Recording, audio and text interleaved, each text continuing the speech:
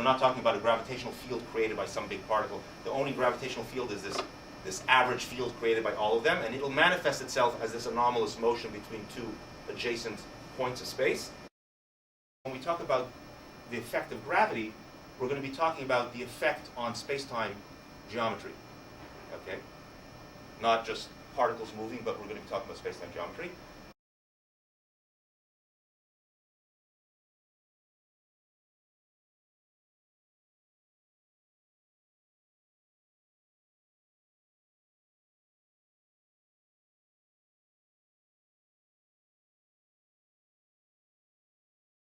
At the level of tidal accelerations, at the level of connection curvature, and also at the level of metric curvature.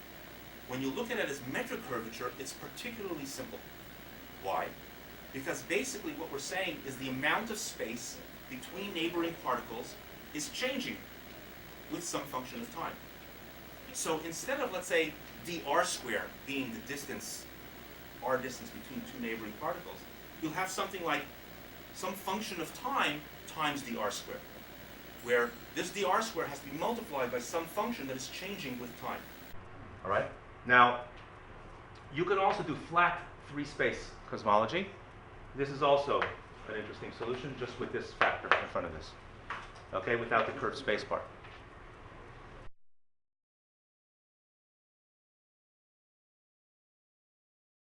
We're not going to be terribly surprised to find that the effect of gravity is to introduce some curvature which manifests itself at the level of the metric in a curved type metric, the type of metric that you would find in, for example, curvilinear coordinates or on a curved surface. That the space-time metric will have in it a function. Rather than being just like this, you'll have a function somewhere. And that function will tell you something about the space-time connection, the relationship between the time and space dimensions, caused by the overall field created by all the particles. The factor that we would expect to find at the level of a metric, okay, at the level of the Riemann tensor, the Riemann curvature, which is a tidal acceleration, let's say we'll find this anomalous motion. How we interpret that at the level of the metric will be to have some function in the metric that wouldn't appear in a flat spacetime. And the function will be that which governs the separation between the two. Okay? Namely, there'll be some function r of t in front of this piece. This piece measures what? The distance between two points in space. Okay? This is a spatial metric. Measures the distance between 2 points in space. There's going to have a function of t in front of it. In other words, when you look at the space-time distance between two events, you're going to have, let's say, the time difference, right? Let's say there's no gravitational field, so there's no potential over here, because we're not talking about a gravitational field created by some big particle. The only gravitational field is this average field created by all of them, and it'll manifest itself as this anomalous motion between two adjacent points of space, which will be reflected in the metric in this way. So you're going to have a function of t multiplying that part of the space metric, which gives you the distance between 2 points in space. Do you see? You kind of intuit that a little bit? This is the distance between any two neighboring points, any two neighboring galaxies or clusters.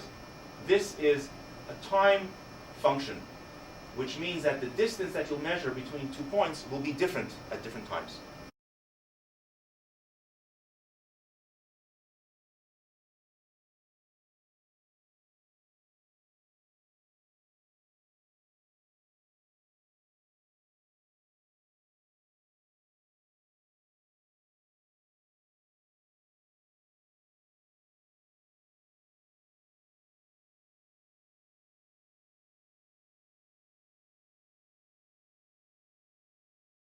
Freeman-Robinson-Walker is kind of the same as this, but the opposite.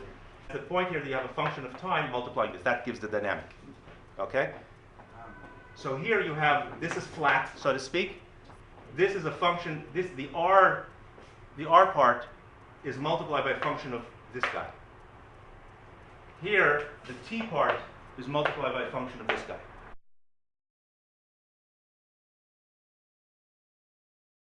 All right? Here you have a stretching of time by a factor of space. The further you are away, the less it stretches, so to speak, right?